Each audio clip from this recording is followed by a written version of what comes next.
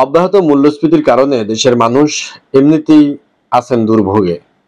এর মধ্যেই আন্তর্জাতিক মুদ্রা তহবিল আইএমএফ এর শর্ত বাস্তবায়নের ফলে মূল্যস্ফীতির হারে ফের চাপ বৃদ্ধির সংখ্যা দেখা দিয়েছে। সংকোচনমুখী মুদ্রানীতি অনুসরণের শর্ত মানতে গিয়ে ডলারের দাম বাজারের উপর ছেড়ে দেওয়া হয়েছে। এতে ডলারের দাম বেড়ে যাবে, কমবে টাকার মান, ঋণে সুদের হারও বাড়বে, ফলে কমবে টাকার প্রবাহ। একদিকে বেসরকারি খাতে ঋণের যোগানও কমবে, অন্যদিকে ব্যবসার খরচ বেড়ে যাবে। স্বাভাবিকভাবে এর প্রভাব বাড়বে পণ্যের দাম। বিদ্যুৎ খাতে ভর্তুকি কমাতে হলে দাম বাড়াতে হবে, ফলে সব পণ্য ও সেবার মূল্য বেড়ে যাবে। বিশেষজ্ঞরা মনে করেন এসব কারণে মূল্যস্ফীতির হার আবার বেড়ে যেতে পারে। বৈশ্বিক মন্দার কারণে 2022 সালের মার্চ থেকে দেশে মূল্যস্ফীতির হার বাড়তে থাকে। ওই বছরই আগস্টে তা বেড়ে 9% ছাড়িয়ে যায়। গত বছরের জুলাই পর্যন্ত তা বেড়ে 11.63% পর্যন্ত উঠে যায়। এমনকি ওই মাসে খাদ্যে মূল্যস্ফীতি 14% ছাড়িয়ে গিয়েছিল।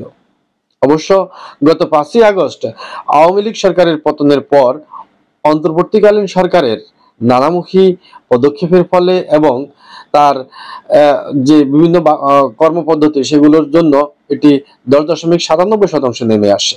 তবে কঠোর মুদ্রানীতির কারণে সুদের হার বৃদ্ধি এবং বিনিয়োগ কম হওয়ায় বেসরকারি খাতে কর্মসংস্থানের গতি কমে গেছে। এতে বেকারদের মধ্যে বাড়ছে হতাশা। আমরা উদ্বেগের সঙ্গে লক্ষ্য করছি, সরকারের পক্ষ থেকে নানা তৎপরতা থাকলেও বেসরকারি খাতে বিনিয়োগ তলানিতেই আছে। এখনো পাচারকৃত অর্থ দেশে ফেরত আসেনি। সহায়তার আশ্বাস মিললেও মেলেনি অর্থ।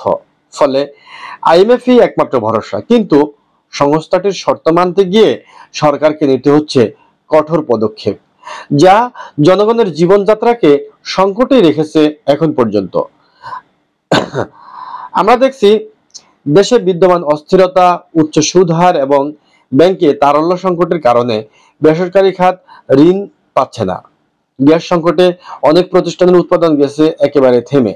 দেশের অর্থনীতির অন্যতম চালিকা শক্তি যে বেসরকারি খাত নানামুখী সংকটে নিমজ্জিত। এই নিমজ্জিত হওয়ার কারণে কর্মসংস্থানেও পড়েছে তার বিরূপ প্রভাব। ফলে বেকারত্ব বাড়ছে, বাজারে অর্থের প্রবাহ কমে গেছে এবং তা কমতেছে। তার উপর সরকারকে ব্যয় নিয়ন্ত্রণের জন্য আইএমএফ এর ঋণের যে শর্ত তা বাস্তবায়ন করতে গেলে শুধু বেসরকারি খাতই মুখ থুবড়ে পড়বে না, জনগণের ক্রয় ক্ষমতা হ্রাস পেলে নিম্ন মধ্যবিত্ত ও স্বল্প আয়ের মানুষের জীবনও সংকটে পড়বে। পাশাপাশি শর্তমাফিক সরকার সামাজিক নিরাপত্তা বেষ্টনীতে ব্যয় কমালে স্বল্প আয়ের মানুষের কষ্ট যে আরো বাড়বে তা স্পষ্টই বলা যায়। বিদ্যুতের দাম আগেও কয়েক দফা বেড়েছে। আইএমএফ এর শর্ত মানতে গেলে দেশে স্বাভাবিকভাবেই তার দাম আরো বাড়াতে হবে। অবশ্য আইএমএফ এর বেশ কিছু ভালো পরামর্শও রয়েছে, যেগুলোর বাস্তবায়ন হলে অর্থনীতিতে ইতিবাচক প্রভাব পড়ার সম্ভাবনা রয়েছে। কিন্তু প্রশ্ন হচ্ছে, আমাদের কেন শুধু আইএমএফ এর ঋণের মুখোমুখি হতে হবে? জনগণের জীবনযাত্রাকে আরো কঠিন করে এমন কোন শর্ত বাস্তবায়ন করা কাঙ্ক্ষিত নয়। এজন্য সরকারকেই খুঁজে বের করতে হবে কিভাবে আর্থিক খাতকে শক্তিশালী, টেকসই করে ঋণের মুখোমুখি না হয়ে জনগণের জীবনযাত্রা সন্তোষজনক পর্যায়ে নিয়ে আসা যায়। কারণ এই ইন্টারিম সরকার বা বর্তমান যে মাননীয় প্রধান উপদেষ্টা ডক্টর ইউনূসের সরকার, বিপ্লবের সরকার, যাই বলি না কেন, এই সরকারের কাছে জনগণের অনেক আশা আকাঙ্ক্ষা রয়েছে এবং তিনিও আশ্বাস দিয়েছিলেন জনগণকে যে একটি উন্নয়নশীল টেকসই অর্থনৈতিক অবকাঠামো তিনি গড়ে দিয়ে যাবেন। বাংলাদেশের মানুষ সেটা প্রত্যাশা করে। তাই সরকারকে অবশ্যই একটি উন্নত অবকাঠামোগত অর্থনীতি বাংলাদেশের মানুষকে উপহার দেওয়ার জন্য যথাযোগ্য ব্যবস্থা গ্রহণ করতে হবে এবং মানুষের আশা আকাঙ্ক্ষার প্রতিফলন ঘটাতে হবে। মানুষ দেশকে নিয়ে, অর্থনীতিকে নিয়ে যে স্বপ্ন দেখে সে স্বপ্ন বাস্তবায়ন চায়।